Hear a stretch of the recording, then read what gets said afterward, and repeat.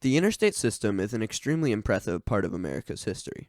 It took decades to complete the original system of highways, which were extremely important to cross-country transportation. But not all highways are the same. Today I'm going to be going over some interstates I think don't serve enough of a purpose to justify the cost and construction process. Before that though, I wanted to quickly ask if you'd please consider subscribing to the channel. I make content like this every single week, and in fact I have 2 other useless interstates videos on my channel. So if that's the kind of thing you're interested in, just click that subscribe button. Thank you. Now I've already went over the worst of the interstate system in previous videos. So for this one I have to mix it up a little bit. Some of these interstates I don't think should exist, some of these are spur routes that shouldn't be designated, and some of these I just think suck in general. So let's get right into it with I-610 in New Orleans. So I-610 is a 5-mile spur route passing north of downtown New Orleans. It bypasses the central business district for travelers just trying to get through the city.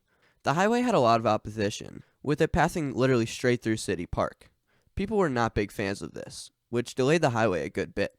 I-610 was completed in the late 1970s at the height of freeway revolts. Now, what's wrong with this highway?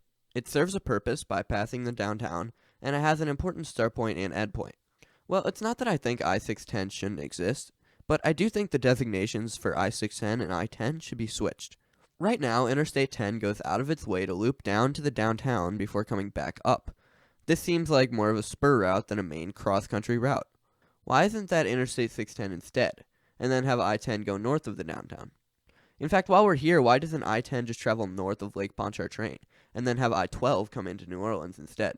I-10 is a major cross-country route, and so it doesn't make sense that through this area, it's literally like the most out-of-way route possible. Next up, we have I-384 in Connecticut. This route extends 8.2 miles in the Hartford metropolitan area, coming off of I-84 east of the downtown and staying south of the suburban town of Manchester.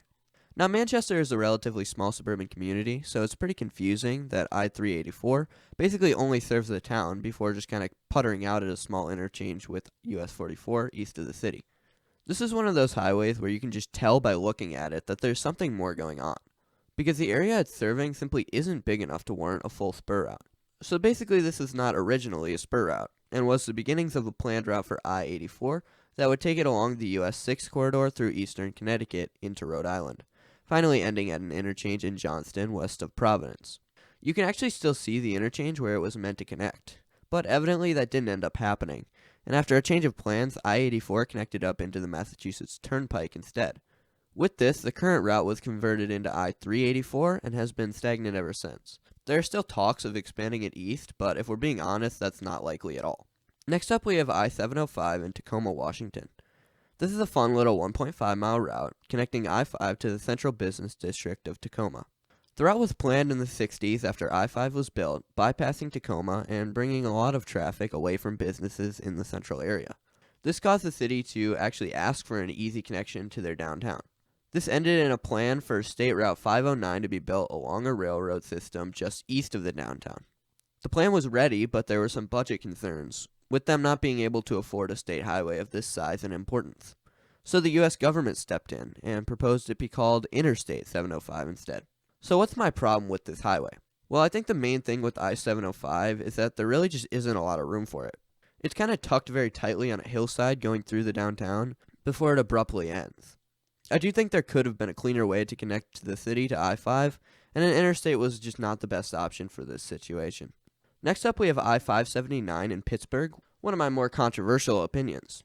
Now, this is a pretty major spur route, running straight through the downtown on the east side. I'm definitely more opinionated on this highway, since I've actually been on it before, and I've decided on my own it does not need to exist.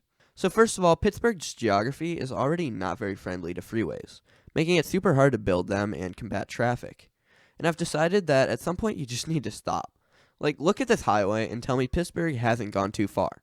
There's simply too much going on in this route, making it an extremely stressful drive with the amount of traffic on the highway at all times. At some point, you just gotta count your losses and give up on it. It's pretty clear to see that I-579 is a complete stretch and really wasn't in a location that should have a freeway. Next up, we have a pretty simple one with I-315 in Great Falls, an unsigned 0.83 mile route connecting I-15 to a road 0.83 miles away from I-15. I don't have much to say on this highway, besides that it shouldn't be designated at all. It doesn't serve much of a purpose, and it's a stretch to even call it a freeway in the first place. I think pretty much everyone can agree that less than a mile of highway connecting into a surface intersection does not need to have an interstate designation. Next up, we have I-393 in Concord, Connecticut, a 4.6-mile spur route extending from I-93 east into Pembroke before ending.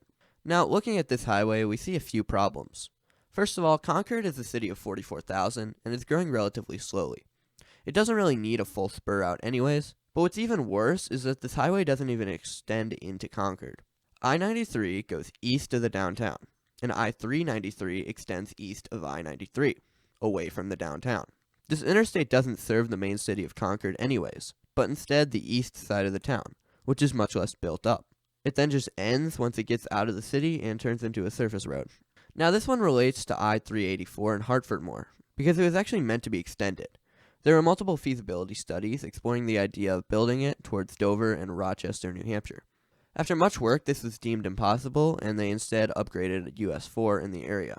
This left I-393 to basically serve no specific area or purpose, and that's likely never going to change. Now, I wanted to bring one up that happens to not be an interstate at all, but instead just a state highway that happens to be a freeway, and that's State Route 11 in Connecticut. This 7-mile route extends from State Highway 2 to the south, where it then abruptly ends in the middle of nowhere. Now, this one is a lot more obviously a product of a canceled project. In fact, you can see the construction of the interchange that would continue the highway. See, it was meant to extend all the way to New London, but things got extremely complicated in the construction process between environmental concerns and budget concerns. The highway was cutting through some mountainous terrain, and it made everything very difficult for the state, leading to its eventual cancellation in 2009. Now the highway is in the complete middle of nowhere and connects up to absolutely nothing. It's probably the most useless freeway on this entire list. So that's all the highways I wanted to talk about in this video. The interstate system as a whole serves a large purpose to the economy of the country, but these few smaller highways seem to be ill-advised projects, and that's just how it goes sometimes. Thanks for watching.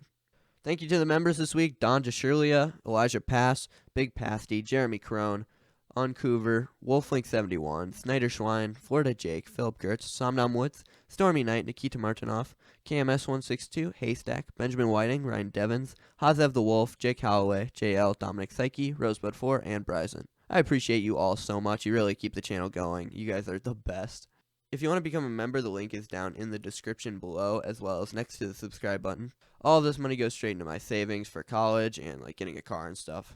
You're literally just helping me out as a person if you want to. It's just an extra thing if you really appreciate the content, and I mean, it genuinely helps me out a ton. So it's up to you. Thank you so much to all the members.